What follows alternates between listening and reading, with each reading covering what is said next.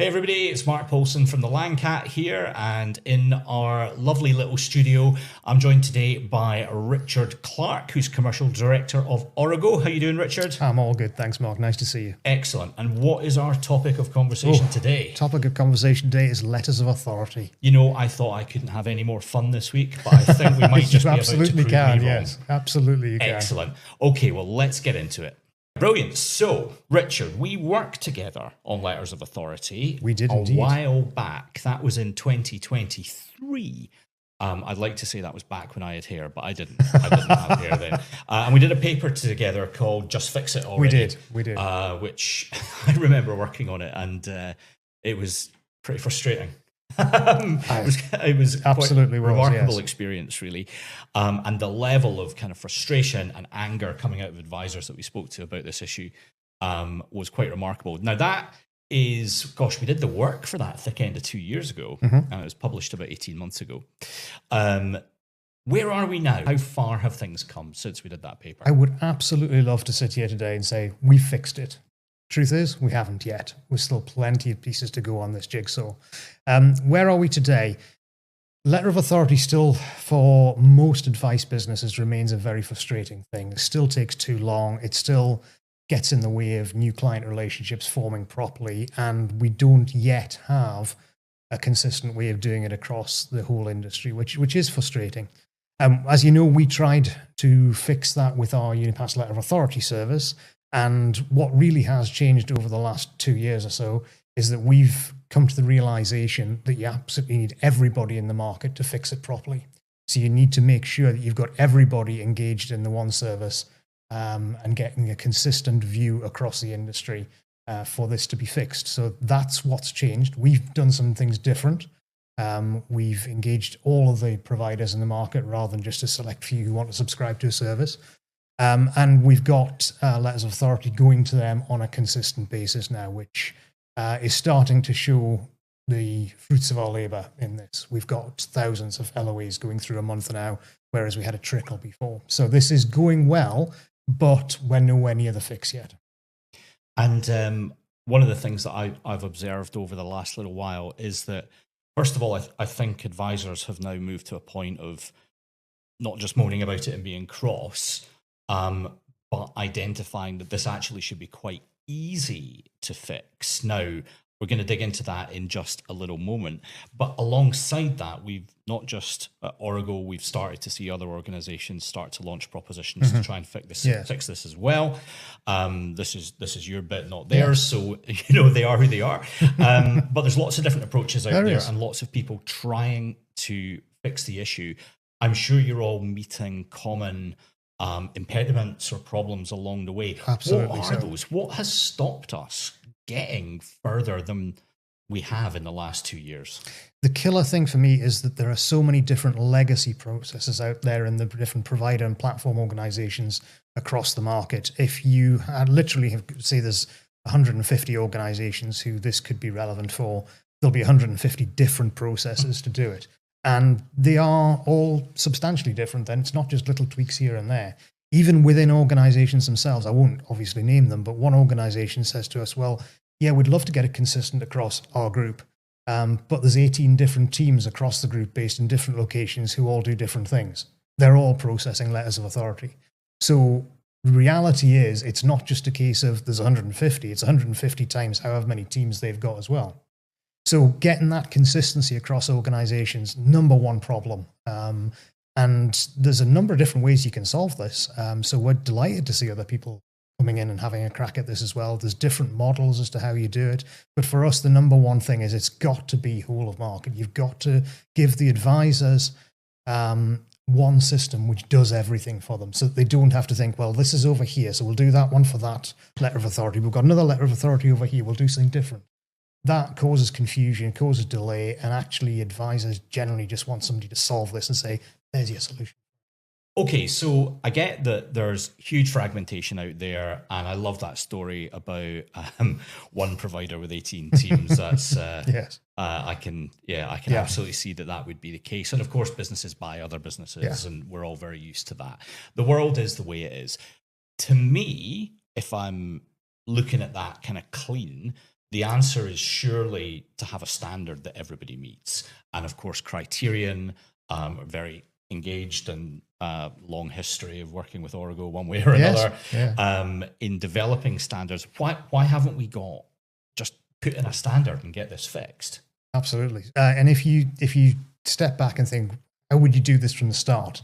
You had a clean slate, what would you do? You'd have a standard approach across all of the industry. And that's exactly what Criterion have been doing in many parts of the industry for years and are very good at it. The issue here is that we've got a huge amount of legacy processes, and all of the legacy processes are different.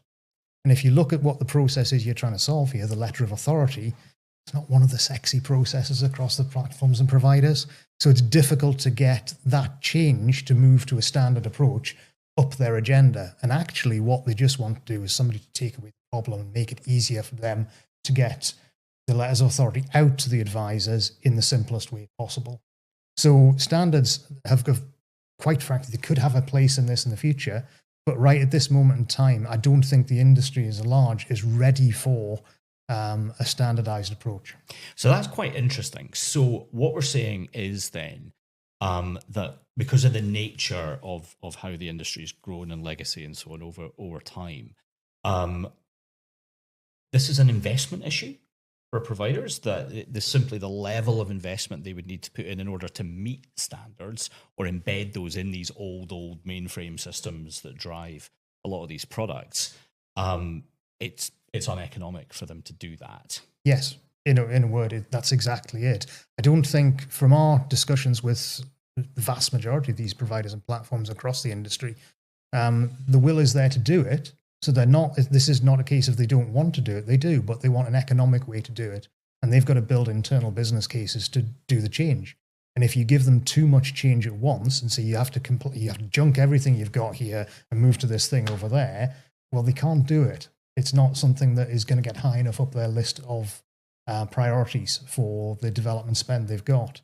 So what we've approached this as is, how can we simplify this so that the advisors can get what they need and the platforms and providers can give us what they've got, and we can connect the two of them so that the routes are easier to get through, and you've got a consistent way of doing that so that advisors know they go to one system and it'll all be there, and providers know that they can either answer what the advisor has sent them, or alternatively they can get whatever they can over to the advisor so the advisor can get going with the customer.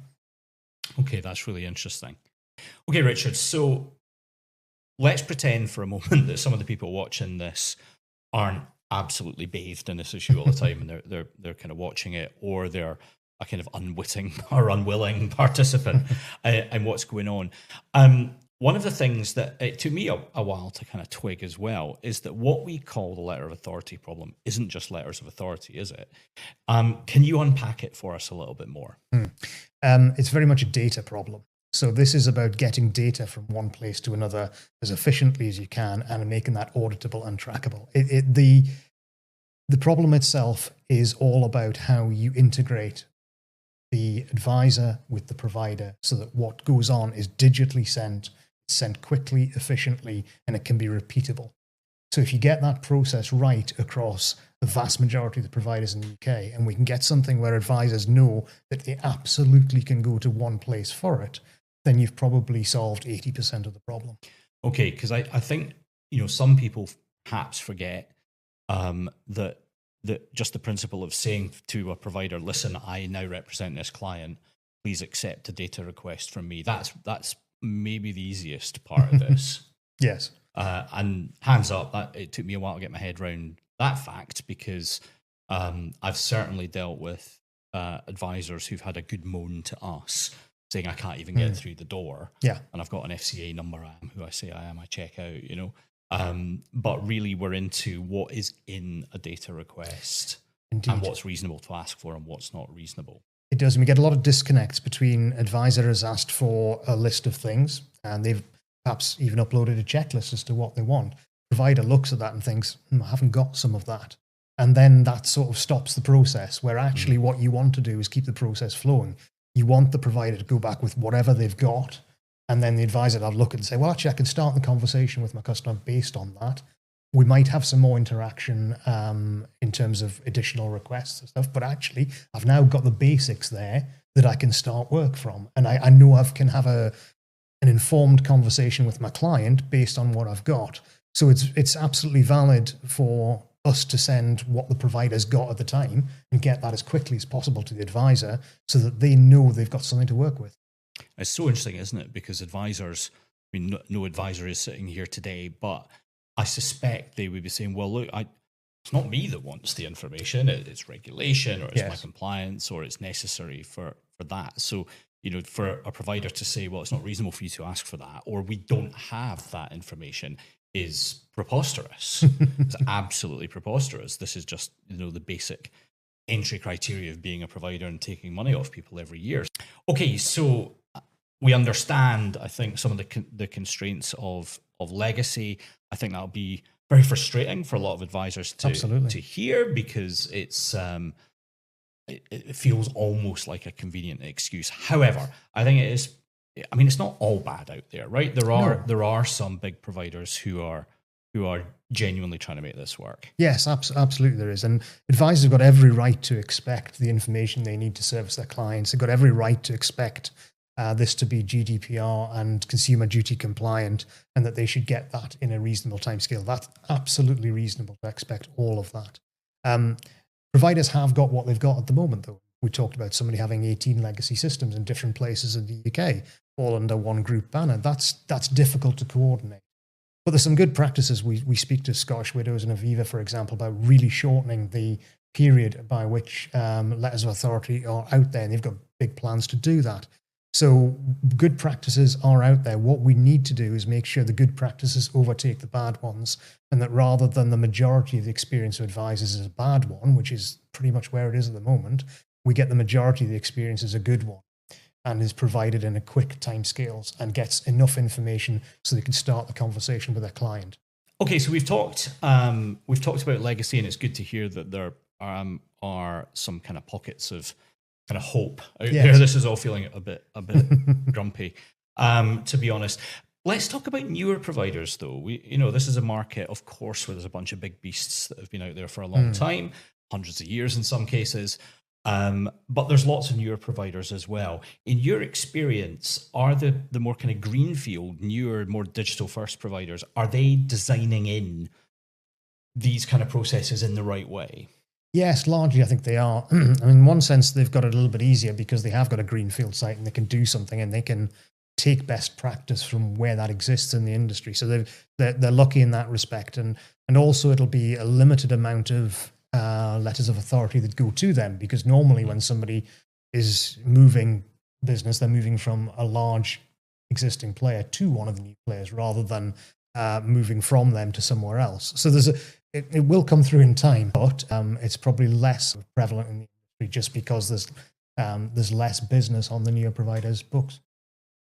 Right. So if I'm an advisor sitting listening to this and thinking about my letters of authority process, where some years into this being a very live issue, we're watching fragmentation of approach from providers. We're watching certainly differing abilities to address the issue, but a different degree of willingness as well from those legacy providers. So you've named a couple of organizations who are doing well. I could name you a number of organizations who really aren't.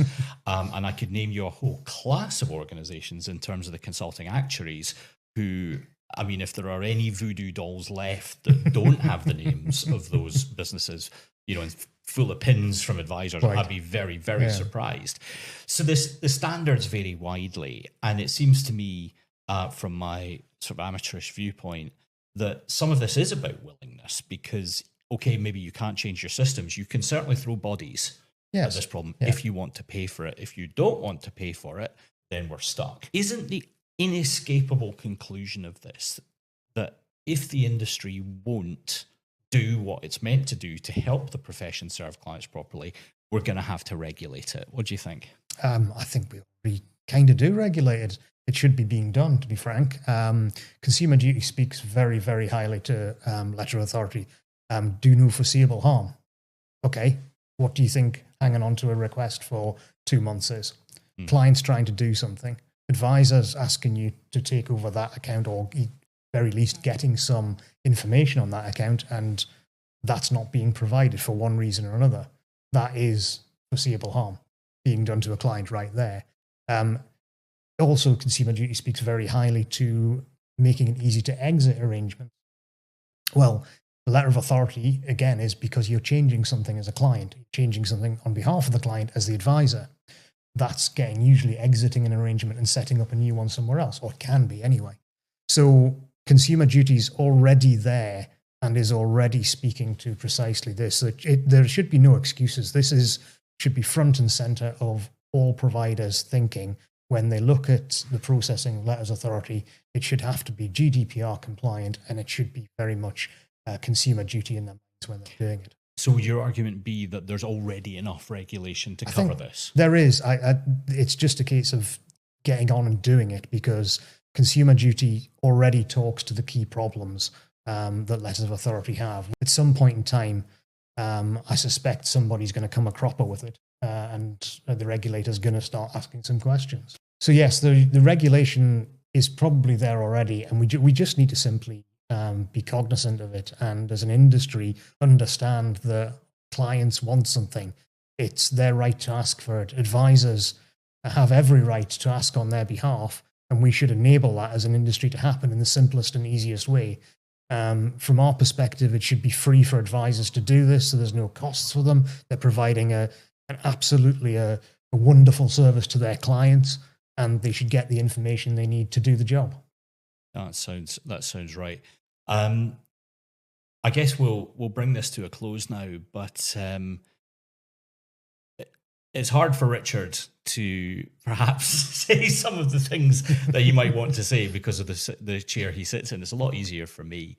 And one of the things, having worked on the paper that we did with you guys a couple of years ago and watching this problem, and being interested in the various different solutions that are out there that are working to try and address this, it is about willingness. Mm-hmm. It really is. The tools are there. The regulation, or at least in principle, is there. What is lacking is the commitment and the willingness. And it strikes me that so often in our industry, we forget whose money it is. And it isn't the provider's money. It isn't the advisor's money. It is, however, the client's money. And if the client wants to empower their advisor to find things out about their money and then potentially to move it, then that is entirely their prerogative. Yes. So, Richard, just one question to finish off. We sit down again in another year and a half, 2 years. Where do you think we could get to in that time? Oh, I've actually got high hopes for this. I know you might think, oh, well, you've said that before, but actually we've got green shoots now. We've got tens of thousands of letters of authority going through our Unipass letter of authority service. They're getting straight to the place that they need to go. And we've got big brands all entertaining our service and making sure it works for them. They're integrating with the service. They're providing it to advisors for free. I think there's some green shoots here. I would say that, but genuinely, I actually mean that. There are green shoots here. And if we have this conversation again in a couple of years, I'd very much hope I can say a lot more about it. Well, I hope so too. I hope I'm no grayer than I am right now, because if I have to listen to another 2 years of advisors moaning at me about letters of authority, what is left of any colour in my beard may well have gone.